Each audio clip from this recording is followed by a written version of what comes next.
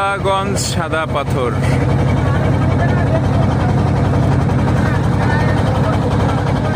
এই যে পাহাড়, মেঘ নিচে, পাহাড় উপরে, এই যে স্পষ্ট দেখা যায়। দেখেন কত সুন্দর রব্বুল আলামিনের সৃষ্টি। এত উঁচা উঁচা পাহাড়, এই পাহাড়ের উপরে মানুষের বসত বাড়ি আছে, পর্যটন স্পট আছে। এক পাহাড়ের পিছে এক পাহাড়, এক পাহাড়ের পিছে এক পাহাড়, পাহাড়গুলো ঢাইকা রাখছে মেঘে। পাহাড়ের উচ্চতা কি পরিমাণ! সুবহানাল্লাহ, কত সুন্দর আল্লাহর সৃষ্টি। আমরা এখন আছি নদীর মাঝে, পানিগুলো একেবারে স্বচ্ছ নীল পানি। আমরা এখানে আছি 10 জন। এই যে মারো না আসা